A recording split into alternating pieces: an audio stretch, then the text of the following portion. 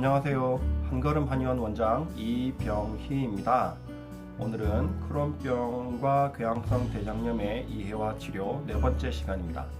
서양의학적 치료에 대해서 알아보고 있는데요.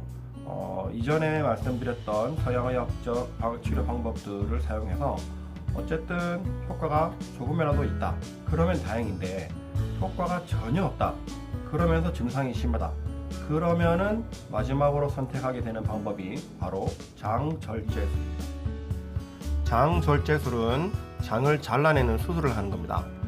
염증이 생긴 부위를 잘라내는 수술을 하는 것이죠. 십이지장이나 소장, 소장과 대장이 만나는 부위, 대장의 끝부분인 직장 부위 등에 염증이 심하거나 혹은 협착, 폐색, 천공 등이 생기면 수술을 하게 됩니다. 너무 심해서 대장을 전부 드러내는 경우도 있고요. 그런데 수술을 해서 염증 부위를 제거해도 이게 끝이 아니라는 게 문제입니다. 사람의 장은 잘라낸다고 해서 다시 자라는 게 아니잖아요. 대장의 경우 대장의 절반 이상을 절제하고 나면은 매일 설사를 하게 됩니다. 쉽게 말해서 대변이 만들어질 시간이 없잖아요. 그러니까 적게는 하루에 3, 4회, 많게는 하루에 6, 8회 가량 그냥 평생 설사를 하고 살게 되죠. 그리고 궤양성 대장염의 경우 95% 이상이 직장 쪽의 염증을 가지고 있기 때문에 직장 부위를 절제하게 되는데, 그러면 수술 후에 2, 3년 동안 인공 항문을 열어서 대변 주머니를 달고 살아야 돼요. 그리고 몇 년 있다가 다시 항문으로 연결하는 수술을 하게 됩니다. 그동안 삶의 질이 떨어지는 것은 말할 필요도 없겠죠. 십이지장도 절제하게 되면 다른 곳으로 대체가 안 되니까 평생 소화불량 같은 부작용을 달고 살아야겠죠. 소장의 경우는 길이가 한 6m에서 7m 정도 되기 때문에 소장 일부를 한 30cm에서 50cm 정도 절제하는 것은 큰 문제가 안 됩니다. 하지만 소장이고 대장이고 간에 장절제술을 하고 나서 어쨌든 그냥 끝나버리면 문제가 안 되는데, 장이 남아 있으니까 남은 소장, 대장에 염증이 또 생기는 경우가 상당히 많습니다. 그래서 심지어 2번, 3번 재수술을 받게 되기도 하죠.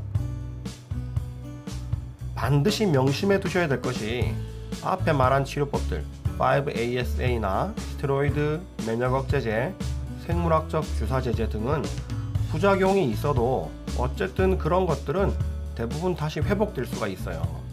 그런데 장절제술은 장을 잘라내고 나면 이건 되돌릴 수가 없어요. 장은 다시 안 자라잖아요, 그죠? 그러니까 이건 최고의 선택이고 정말 어쩔 수 없을 때 하는 거다. 그렇게 생각하셔야 됩니다. 자, 이렇게 서양의학에서 사용하는 방법들을 모두 살펴보았습니다. 찬찬히 돌아보면 급성기에 증상이 심할 때 부작용이 좀 있더라도 이런 방법들을 사용하는 것들은 좋다고 생각합니다. 어쨌든 증상을 줄여주는 것이 중요하니까요. 그런데 이게 문제가 끝이 안 난다. 면역계가 오작동하는 근본적인 원인을 해결을 못하고 증상인 염증에만 집중하다 보니까 이게 증상은 일시적으로 좋아져도 끝이 안 나고 계속 반복하게 되고 평생 부작용이 있는 방법들을 사용해야 된다. 환우회나 이런 데 글 중에 보면 결국 수술하게 된다 이런 얘기가 나도는 게 이게 근본적으로 치료하는 방법이 아니니까 그런 겁니다. 그러면 이제 여기서 양방에서 그래 치료법이 없는 건 알겠다. 부작용이 없는 치료법이 없다는 것은 알겠다. 그러면 한방에서는 뭔가 다른 뾰족한 방법이 있느냐, 다른 대책이 있느냐, 이게 이제 문제가 되겠죠. 2007년부터 페체트병을 시작으로 해서 이런 질환들을 진료해 왔는데요. 제가 이전에는 크론병이나 궤양성 대장염을 치료한다고 하면 엄청 공격을 많이 받았습니다.